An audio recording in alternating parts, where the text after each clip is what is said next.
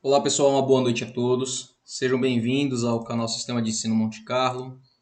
Esse canal é feito para você, estudante do ensino público. Hoje nós temos um assunto para o nosso módulo de filosofia e o nosso quadro Filósofo da Vez. Hoje nós vamos estudar Jeremy Bentham. E como é de praxe, né? Aqui os seus 3 pontos: nascimento, falecimento e importância. Ele é nascido em 1748, na cidade de Londres, Inglaterra. Sua importância é o fato dele ter popularizado o sistema ético chamado de utilitarismo. E ele faleceu em 1832 em Londres, Inglaterra. Ele foi conhecido como utilitarista.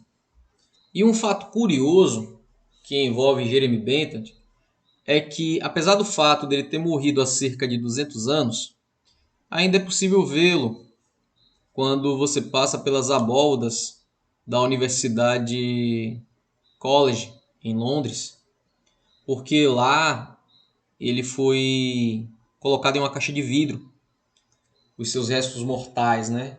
Empalhado, isso para ficar para a posteridade. Apesar de parecer um tanto bizarro, mas foi um desejo dele que essa imagem, esse ícone, né? Esse alto ícone, como é chamado entre os estudiosos lá da universidade, então foi do interesse dele que os seus restos mortais fossem guardados e preservados dessa forma para a posteridade, e seria também uma forma de compartilhar suas ideias de uma forma permanente.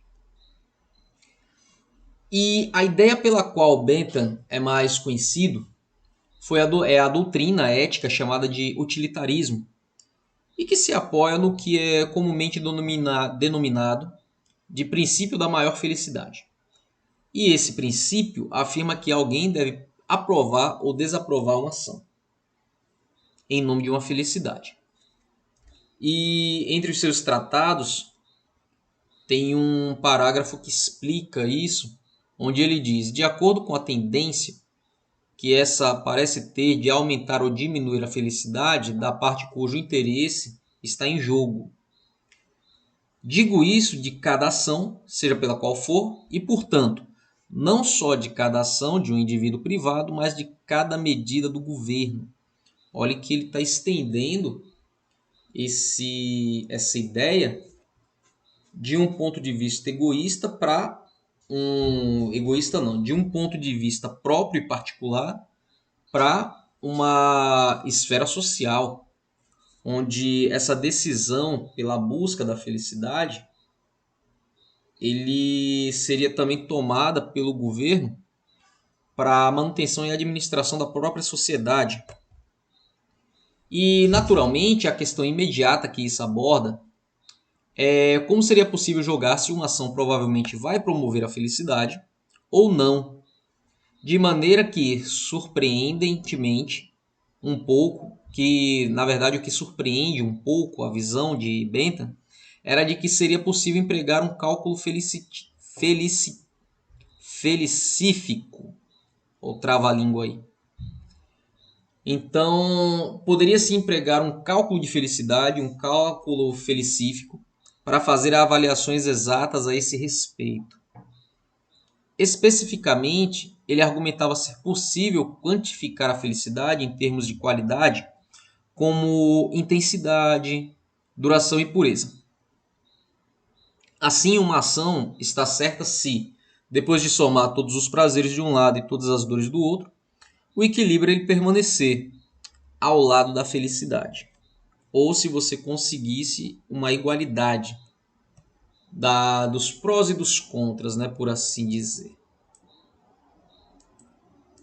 Vou fechar aqui um pouquinho, que a minha câmera ficou aqui em cima do slide. Então, o utilitarismo permanece muito influente até os dias atuais embora aparentemente de modo mais sofisticado do que quando ele foi abordado pelo próprio Bentham no seu tempo, né?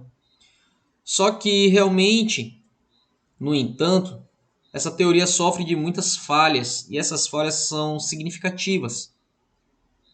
Existe algo um tanto frio e inflexível a respeito do princípio ético que o sustenta. É por isso que cheguei a falar sobre egoísmo e troquei por individualismo.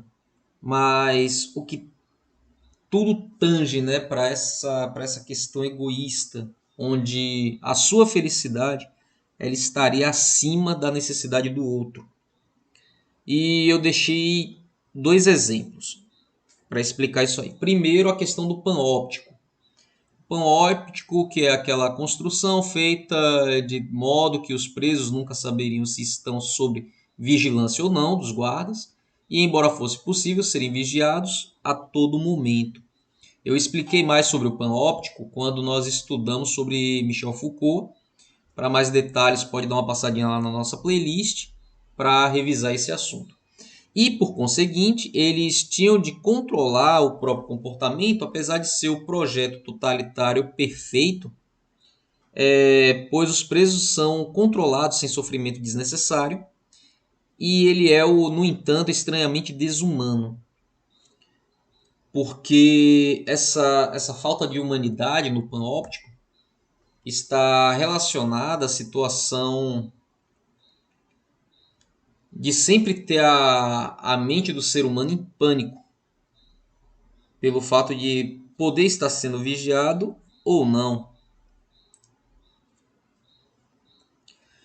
Outra dificuldade importante ligada à versão de Bentham do utilitarismo é que parece exigir, em determinada circunstância, que se sacrifique o direito do indivíduo de desfrutar a felicidade em particular, para promover mais segurança, mais felicidade, mais controle social para a maioria. E é daí que eu trago o meu segundo exemplo.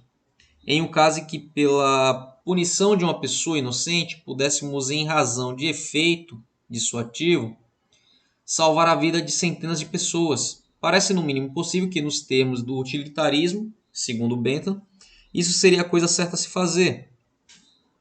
E ainda mais, um terceiro exemplo. Seria certo deixar uma pessoa morrer em quarentena para impedir que uma infecção se alastre. Se as opções certas promovem a felicidade e a segurança da maioria, então elas deveriam sim ser aplicadas. Então, observe que existem pontos, certos ou não, mas óbvios, onde até mesmo o sacrifício de uma pessoa seria colocado em jogo se isso fosse promover a felicidade de um coletivo, tá? Embora Bentham não fosse realmente um grande filósofo, seu nome ele é associado a uma teoria filosófica que ainda tem fôlego para ser debatida e questionada, mesmo após 200 anos de sua morte. E isso é algo que nem todos os grandes filósofos podem reclamar, que o legado de Bentham ele é seguro, porque ainda tem força de argumento, dado que o próprio governo estadual, o próprio governo municipal e o federal, por vezes eles tomam decisões onde sacrificam o indivíduo em particular para beneficiar o conjunto. Turma, essa foi nossa videoaula de hoje. Espero que tenha sido rica e produtiva para todos vocês. Não esquece de deixar o seu like. Suas dúvidas você pode deixar nos comentários. Compartilhe os conteúdos do canal com seus iguais. É uma forma de você ampliar aqui o nível de alcance do canal. É uma forma de você estar mostrando à plataforma do YouTube a relevância dos conteúdos aqui. E é uma forma de você me motivar a continuar com esse trabalho de prestação de serviço, de utilidade pública, melhor dizendo. Fiquem todos bem. Nunca se esqueçam de que conhecimento é poder e até uma próxima.